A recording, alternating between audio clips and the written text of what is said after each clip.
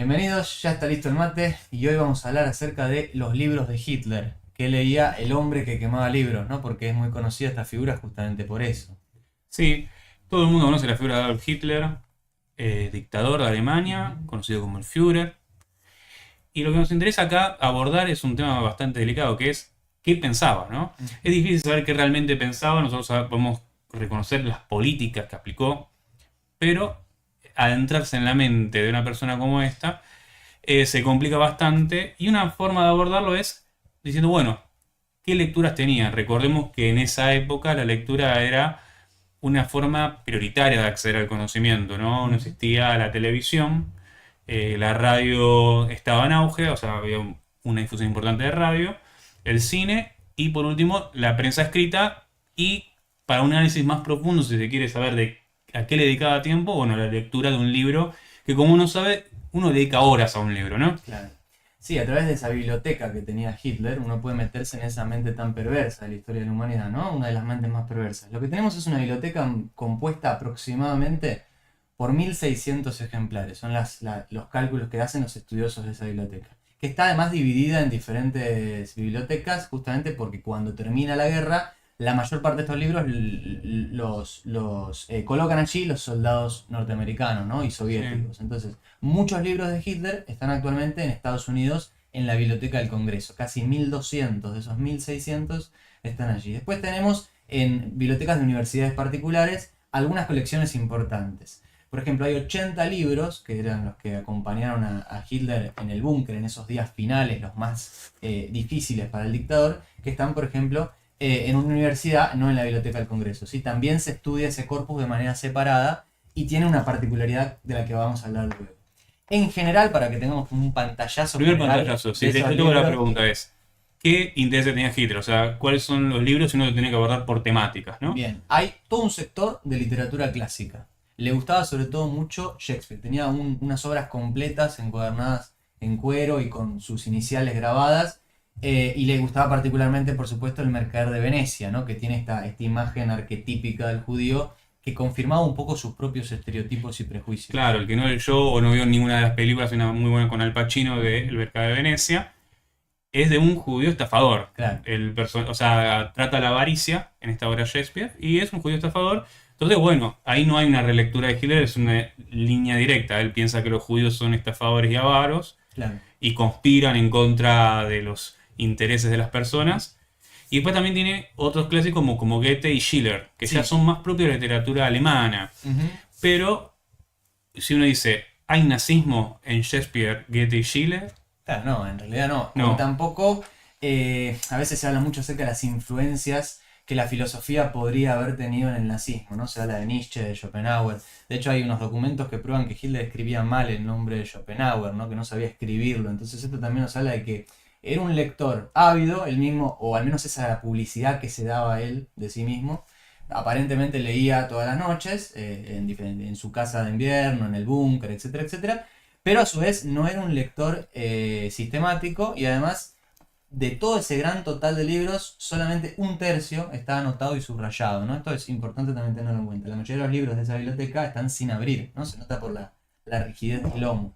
Y otra cosa que marcaba Pablo, muy interesante también, es que leía para confirmar esos prejuicios, ¿no? Él no hacía una lectura por placer o por conocimiento, Ujú.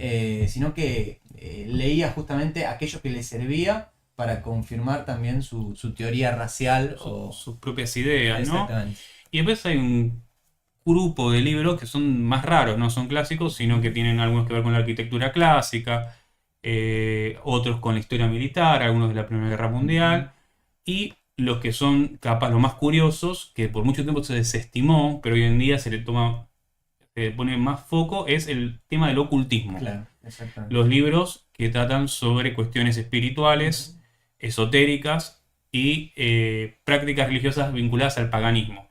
También tiene vinculación con esta idea de que es Hitler alaba muchísimo no diría la Grecia clásica, diría la Esparta clásica Ujú. y también Roma clásica. Entonces, en esos lugares donde había cultos paganos, Ujú. como se define, capaz Hitler encuentra esa inspiración, ¿no? Del Sí. ordenamiento del mundo. Y estaba muy interesado también por la magia, ¿no? En este sector de la biblioteca que comenta Pablo, que además, curiosamente, son esos 80 libros de los que hablábamos al principio, los que acompañan a Hitler al búnker, esos momentos finales que él pasa allí cuando está terminando la Segunda Guerra Mundial, son esos libros más orientados a estas cuestiones que habla Pablo, esotéricas, ocultistas. Y lo interesante también es la importancia dentro de ese sector de la biblioteca que ocupa la magia, ¿no? En contraposición al conocimiento o a la razón del siglo XVIII, ¿no? Hay un poco una negación de la ilustración, me parece, en Hitler, que eso queda claro también en su régimen político, Sí, ¿no? porque es reaccionario, ¿no? Exacto. Hay que recordar esto. Ujú. Él se presenta como un revolucionario reaccionario. Sí. Hay ciertos elementos que uno diría, bueno, son para adelante, son para el progreso. Por ejemplo, en la ciencia y la técnica, Hitler creía que había un gran avance de ciencia y técnica. Pero en cambio, en otros temas, era más bien reacio. Por ejemplo, los libros, tenemos más fácil de saber qué libros detestaba Hitler. Claro. Porque son los que mandan a quemar justamente los nazis en las grandes quemas, que son varias y organizadas por los jóvenes. Principalmente libros antibélicos, o sea, libros que rechazan la guerra o tratan de construir una paz sostenible. Libros vinculados al marxismo y al Claro. socialismo, o escritos por socialistas que no tienen capaz nada que ver el libro, es un libro de ficción, pero como es de tendencia socialista ya lo descarta. Y principalmente también libros escritos por judíos, Claro. ¿no? Mucha literatura ahí, ¿no? Muchísima literatura escrita por judíos. Uno de los, capaz los casos más conocidos, bueno, quemaron los libros de Freud, ¿no? Claro. Sí, sí, sí, sí. También libros de Bertolt Brecht, que era un poeta también muy, muy importante de aquellos años. Y por supuesto también libros de Kafka. Sí, principalmente porque era judío Kafka, ¿no? Exactamente. No porque tenga un contenido que uno diría, ¿qué tiene de antinazi esto? Ujú. Sino que hay una persecución con todo lo que él nos cierra en su cosmovisión, Sí. por más que sea ridículo o no tenga ningún tipo de sentido. Porque se sabe que inclusive en esta biblioteca de Hitler hay un Capital de Marx, Claro. que estaba Ujú. prohibido, pero él lo tenía. Y Ujú. se dice, bueno, esta cuestión de que también Hitler trataba de conocer quién era su rival, Totalmente. pero no lo daba a conocer para el resto, ¿no? Exacto. En el caso de la literatura norteamericana, obviamente, porque hay un fuerte interés de Jack London, por ejemplo, en temas sociales, se prohíben los libros de Jack London, ¿no? Claro. Hay algunos cuentos que hablan acerca, que vinculan a Jack London a ideas socialistas, por ejemplo, y entonces son prohibidos en Alemania. También de Hemingway, ¿no? En este momento Ujú. pienso en esas posibilidades. Respecto al socialismo alemán, Rosa Luxemburgo, ¿no? Ujú. Que había llevado adelante justamente la revolución en el 18. Sí. Entonces eso molestaba a Hitler, esas ideas que estaban circulando en ese momento Sí. son las que molestan a Hitler al salir de la Primera Guerra Mundial. Sí, uno tendría que hacer un arco amplio, es opositores a Hitler, o sea, que se hayan declarado opositores, Mm. judíos, pacifistas Mm. y todo lo que sea vinculado a las izquierdas, ¿no? Tanto socialistas, anarquistas, comunistas. Sería como para cerrar más o menos el Ujú. tema que prohíbe. Y ahora tenemos que capaz hablar un poco qué libro leía, ¿no? Claro, Tenemos varios libros que influyeron a Hitler. Hitler, si uno dice, bueno, ¿qué escribió? La verdad que no mucho. claro. El más conocido, ustedes saben, que es Mein Kampf, que Ujú. es Mi lucha, que lo escribió cuando estaba preso. En realidad lo dictó. Claro. Por eso tiene un contenido anárquico, un poco mal escrito, ¿no? Sí. Porque en realidad es una desgrabación pasada como si fuera escritura Ujú. y no es muy revelador en absoluto. Sin embargo, uno cuando lee la biblioteca, que está subrayado, encontramos libros como uno muy interesante que es de Henry Ford. Él Claro. sería Judío internacional. el judío internacional que Ujú. creó Henry Ford, que es el Ford que hizo la fábrica Ford, Ujú. digamos, ¿no? Porque tiene simpatías nazis. Claro, por ejemplo, ahí a pesar de ser norteamericano y en todo caso estar más cercano a la causa aliada, como se encuentra con un antisemita, justamente lo incluye en su biblioteca, ¿no? Entonces ahí está la cuestión de confirmar prejuicios y que todo sirve en tanto él tenga razón, ¿no? Que es una característica un poco de muchos regímenes autoritarios de la época, ¿no? Sí. Y uno que llama bastante la atención es en el tema del esoterismo lo quiero mencionar, no sé si lo voy a mencionar bien, es Ernst Schertel. Ujú. Schertel, que va a aparecer ahí abajo en los subtítulos, que escribe un libro que se llama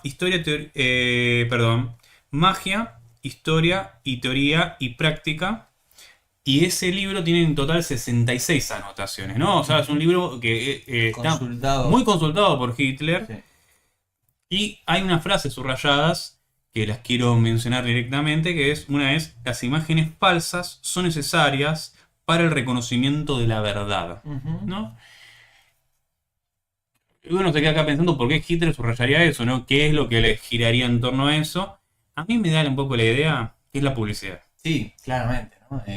El poder de la publicidad en el régimen nazi es fundamental, sobre todo cuando vemos esos carteles, esos carteles que hacen, por ejemplo, hablan acerca de las personas con discapacidad, ¿no? Que son un gasto para el Estado. Y entonces, instalar eso en las mentes de las personas se logra justamente en el régimen nazi a través de la publicidad, a través del deporte también, de las Olimpiadas, ¿no? La idea de mostrar al mundo una supuesta superioridad aria se hace justamente a través de estas mentiras, estos engaños publicitarios y deportivos, ¿no? De los que hablamos. No, tenemos eh, muchísimas imágenes falsas, ¿no? Ujú, Como respecto a los judíos, con respecto a la propia imagen de Hitler, ¿no? Él se mostraba omnipotente, ujú, grande, enorme, y uno sabe que no es tan alto, ujú. que no era tampoco tan seguro, tiene muchos momentos de delirio, uno sabe un poco más por su biografía del uso de fármacos en su vida cotidiana y de lo irascible e impredecible que era y esta imagen de un líder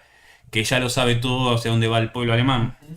Pienso ¿no? también, por ejemplo, en El hongo venenoso, ¿no? Un cuento Ujú. que se le hacía leer a los chicos en la escuela y que decía que Alemania era como un gran jardín que había que cultivar, que había que regar, y sin embargo había un hongo en Alemania y el hongo está en la portada y tiene la típica caracterización del judío, el arquetipo del judío está presente en la caracterización de ese hongo, está apareciendo en este momento, ¿no? Esa es la idea que me hace, justamente me resuena lo mismo, ¿no? Esta frase que leyó Pablo Que las habla de imágenes esa... falsas Sí. son necesarias para el reconocimiento de la verdad, ¿no? Y Ujú, para él, esta imagen falsa muestra la verdad de esta cuestión del peligro de los judíos ujú. o del poder y camino imponente que va a tener esta Alemania. Hay otra frase que él señala de este libro de Ernst Schertel, que es, todo combate por el poder es, por lo tanto, un combate de estructuras hostiles, ¿no? Y acá me da la idea que tiene un poco Hitler de que el poder se construye únicamente a través del combate, de la Claro. lucha. Capaz acá hay una literalidad. Otra vez, volvemos acá que no podemos saber exactamente qué pensaba Hitler, pero sí podemos saber a qué accedía o a qué consultaba, ¿no? Y negando al otro, ¿no? Hay una negación del enemigo o del adversario político en esta frase, me Sí, parece. no se construye con rivales. Claro. Directamente se construye poder con estructuras Y hostiles. crearlo, además, ¿no? Crearlo. Crear a ese otro negativo sobre el cual van a depositar todas las cuestiones morales negativas y así Ujú. justamente crear una imagen propia de sí mismo como los grandes señores de esa nación en cierne. Sí, y no es menor también la utilización que tienen acá el tema de los, sería darwinistas, ¿no? Ujú, Es una cuestión bastante particular esto del racismo en Alemania. ujú. La idea de que Hitler quería que todos los alemanes pertenecían a una raza superior, que era la raza aria, que tenía ciertas características que es imposible determinar cuáles son en la vida real, Ujú. porque si uno dice, bueno, ¿cómo es un alemán? Y bueno, uno ve a Hitler y no lo es, ¿no? Claro.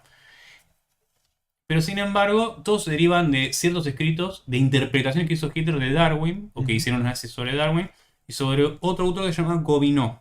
ujú. ¿Sí? Que sí, en Gobineau uno detecta esto de que habla de razas mundiales, las clasifica y pone una línea de uno está arriba sobre otro. Yo que Gobineau decía, bueno, la raza perfecta es la raza caucásica, si querés, Sí. blanca europea, ¿no? Y acá Hitler es un refinamiento. Dentro del blanco europeo hay una raza que es la aria, Claro, ¿no? y hay una mala lectura, como dice Pablo, del darwinismo, porque Darwin plantea esta idea de la superioridad del más fuerte, pero es en el ámbito de la naturaleza, ¿no? Y eso se traslada directamente a la sociedad en el análisis nazista de la Alemania de la época y del mundo de la época, ¿no? Se cree que justamente va a sobrevivir el más fuerte y que hay que fomentar esa competencia entre seres humanos, entre razas, se plantea de esa Ujú. manera para que sobreviva justamente la raza aria por sobre las demás. Y también hay una interpretación de Nietzsche, Nietzsche, ¿no? famoso Nietzsche. Uno siempre se pregunta, ¿y hay nazismo en estos autores? No, porque son previos al Ujú. nazismo o no tienen una vinculación directa. O sea, lo que hay es una interpretación Claro. nazi sobre eso. La idea de superhombre, ¿no? Me parece que Claro, Nietzsche... la idea del superhombre Ujú. en Nietzsche es clave, ¿no? La idea de un hombre que está por arriba éticamente del resto y ese hombre se tiene que formar, ¿no? Y este hombre, bueno, sería el mismo. Claro. Y sobre todo en la interpretación de los teóricos que acompañan a Hitler, porque como decíamos antes, ¿no? Los libros que más le interesan a Hitler, los que conserva de su biblioteca en sus momentos finales, son esas ediciones baratas de ocultismo, de misticismo, de magia, de las que hablábamos hace un ratito. Y hay una lectura de Nietzsche, de Schopenhauer, de Fichte, pero se encargan más sobre todo los intelectuales del régimen. Sí. Lo que queda claro con los estudios que hacen las personas que investigan el tema es que él tenía predilección por estos libros como esta literatura más barata y digamos que hablaba acerca de, por ejemplo, apariciones de fantasmas, ¿no? Hay Sí. algunos libros que tenía Hitler acerca de 20 casos inexplicables en la Alemania de después de la Primera Guerra Mundial, ¿no? Entonces ese tipo de libros, esa era la literatura que consumía Hitler que a veces justamente no se tiene en cuenta, ¿no? Sí, sí. Acá también para un poco desmitificar la mente que uno dice, bueno, Hitler es un montón de cosas, pero dicen es una mente brillante y qué sé yo. Uno como intelectual le estaría costando decir, bueno, tiene una idea clara sobre las cosas. Sí, sin duda es una figura central para entender la historia del siglo XX. Es una figura que sintetiza muchos procesos, sobre todo del ultranacionalismo alemán, pero también recordemos que para hacer lo que ocurrió en Alemania, no sé, más allá de que esté Hitler a la cabeza, es necesario todo un pueblo alemán que lo apoye, ¿no? Ujú. La idea que Auschwitz más se construyó con odio, Ujú. pero se cimentó con indiferencia. Totalmente. O sea, ¿qué hicieron los alemanes comunes que capaz no estaban delirantes de grandeza o tenían esos problemas, ¿no? Por lo cual hay que tratar de tener una visión completa de este periodo, no centralizarnos. Es importante, Hitler es una figura excepcional, pero al mismo tiempo no es el único que puede explicar el proceso, Ujú. ¿no? Totalmente. Así que bueno, me parece que recorrimos un poco la biblioteca de Hitler, que era la idea principal, y podemos seguir explorando el tema del nazismo, como dice Pablo, con estos matices que nos hablan acerca de la sociedad en su conjunto, cómo es que una sociedad se desquicia de un momento para otro. Bueno, hay todo un proceso que lleva justamente a esa descomposición moral y que lleva al holocausto, ¿no? Y de eso también podemos hablar en otros videos. Pero Bueno, estamos más que satisfechos por hoy, me sí. parece. Así que bueno, los invitamos a seguirnos en nuestras redes. Si te gustó, suscríbete, ponle me gusta, compartilo. Estamos en Instagram, estamos en TikTok, ahí hacemos otros contenidos. Así que bueno, Pablo, como siempre, un gustazo. Saludos.